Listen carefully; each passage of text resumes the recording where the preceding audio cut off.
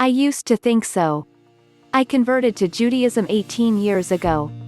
I have attended services at every denomination of shul, and I got a master's degree in Jewish studies from Graz College. I figure it is important you know where I am coming from. My faith has evolved as I have grown older. I have always considered myself a pretty rational, analytical, scientific sort, for a human. I also have a degree in biology, if that says anything. One of the things that drew me to Judaism, the main thing, in fact, was that the only part of Judaism that required a leap of faith was belief in God. Everything else about Jewish belief was based on rational ethical discourse. Please note I am talking about Jewish belief. We will get to practice in a moment. Anyone who has read or studied the Talmud knows this. The greatest compendium of Jewish law talks more about what you should do if you find a neighbor's ox under various circumstances than it does about God. Is it finders keepers when you find an ox? Most of the time, no. God hardly comes up at all. The most popular section is Perk Avot, Ethics of the Fathers. I like a religion that fundamentally focuses on how you treat others and the world around you. That is what matters. Judaism, even the Orthodox versions, is basically humanism, with a little God thrown in. Even kashrut, the kosher rules, are designed with the idea that humans eat meat, but animals shouldn't suffer. Animals must be treated well while alive, and then killed with a single swift cut to the jugular with a nick-free blade that has been studied for defects prior to slaughter. Considering that those rules go back hundreds of years, long before it ever occurred to the rest of the world to be concerned with the welfare of livestock, I would say Judaism is a religion primarily about ethical behavior. Judaism emphasizes behavior over belief, anyway, deed over creed. It doesn't matter what you believe as long as you act ethically. Now, when it comes to Orthodox practice, I will admit that I never understood why it matters on any ethical level whether I flip a light switch on Shabbat. But I am not Orthodox because I don't consider a lot of those rules fundamental to the religion. First of all, I don't believe the Pentateuch was dictated to Moses. We know too much about the differences between, and origins for, those books. We even know the names of some of the authors for other biblical books, like Isaiah. But even the Bible doesn't say anything about light switches, naturally. It says you shouldn't kindle fire, and the Orthodox are carrying that to its logical conclusion. Except as far as I am concerned, again, the Bible was written by men, has some obvious contradictions, and I don't believe it literally, anyway. In my opinion and experience, the Haredi ultra-Orthodox may really believe the Bible was dictated by God, or maybe they really doubt that, but are afraid to admit it to their friends and neighbors for fear of ostracism. The modern Orthodox mostly don't believe it, but follow the rules out of tradition, as Tevi would tell you. Me, I have evolved over time. I don't think I ever believed that a little gray-haired old man was sitting in the clouds somewhere dictating human life. But I did believe that God was a way of conceptualizing the good in other people, or simply the life force, if you will, moving the universe along. Sometimes now I even doubt that. But I have a Yiddish neshem, a Jewish soul. Judaism and its history of vigorous debate, its emphasis on ethical conduct, its particular version of ethical behavior and what really matters in the end, still, and will always, speak to me. And that requires no blind faith at all. It is very easy to give a wrong answer to this great question. It depends on your angle. There are a lot of different religious or secular Jewish groups and many individual characters. You will observe some elements of blind faith in some of them. At least outside of Israel where they are familiar with this word smiley face. You can't translate faith to Hebrew. On other hand, Judaism doesn't approve blind faith. Torah says, "Know this day, and lay it to thy heart, that the Lord, He is God in heaven above and upon the earth beneath, there is none else." First you know and only then you, lay it to thy heart, believe. Different people cope differently with reality.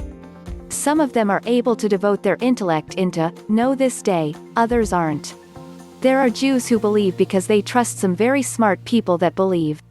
There are others that just, feel, and think that they don't require any evidence. However, in most cases blind faith is not directed to the main question of his existence. There are a lot of small questions we cannot or just don't have time to check.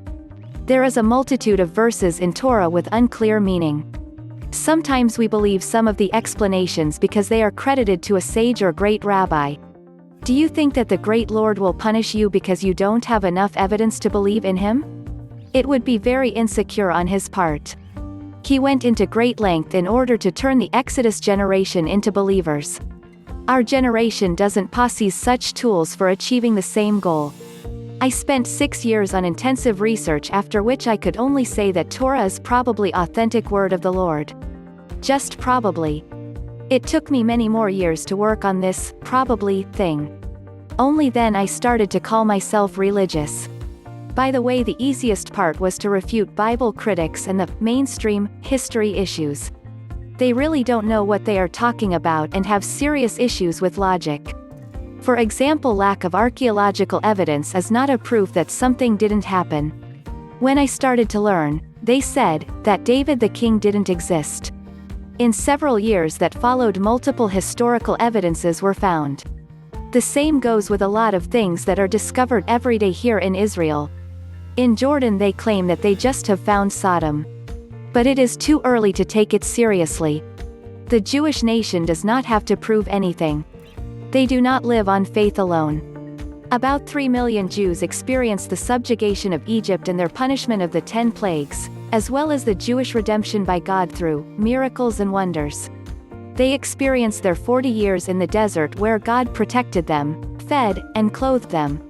They experienced their entering into Israel, conquering the Canaanites who sacrificed thousands of babies. Even the savage Romans were horrified when they discovered the skeletons left by these Canaanite sacrifices. Experience is not an opinion or belief, it is a fact, just like experiencing the solar eclipse was by millions of people. And none of the nations or world empires of that time denied the truth of that unique Jewish experience. Until anti-Semitism began. We are a little more than 70 years removed from Nazi Germany's end, yet there are anti-Semites who are denying it ever happened. Iran has a yearly Holocaust-denying contest. Queen Hatshepsut of Egypt, about 1508 to 1458 BC, began her reign as the regent for her young stepson and nephew, Thutmose III, but she also claimed the throne for herself as pharaoh. After her death, Hatshepsut's reputation was consigned to the dust heap. Thutmose III obliterated most physical evidence of her rule, also having bas-reliefs of her chiseled away. National Geographic 2013 on this. All that was left was a series of fragments until 1822, when scholars were able to decode hieroglyphics about her at Deir el-Bahri, near the Egyptian city of Luxor. We see today what ISIS does to monuments of ancient civilizations by destroying them so there is not a trace. That is similar as to what has happened with the Jewish people throughout history. No nation or world empire, i.e. Egypt, Babylonia, Persia, Greek, Rome, wishes to admit they were defeated by the God of the small nation of Israel. When I was in Paris, I saw at the Louvre, a stele on display of one ancient Assyrian king who spoke of the land of Israel and his battle with them. Unfortunately, atheists and anti-Semitic swine have always diminished Jewish moral contributions to the world after the 10 Commandments were given at Mount Sinai. The ideas expressed there slowly filtered down, and many times became corrupted, into the world at large. President Harry S. Truman once said to Israeli MK Shlomo Lorenz that he pushed for the creation of the State of Israel, despite his hometown calling him a traitor for doing so, because the Jews saved civilization from savagery with their acceptance of God's laws at Mount Sinai, which spread throughout the world.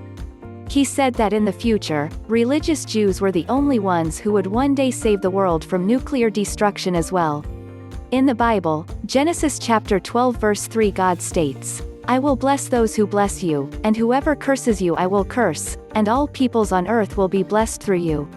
As the secular Israel government fades away and the religious Orthodox, ultra-Orthodox, and Haredim come into power, you will see what the prophets of the Bible was said of the Jews about them becoming a light unto the world, come true. Then peace and harmony will come upon all humanity when even the Arab people will praise the Jews.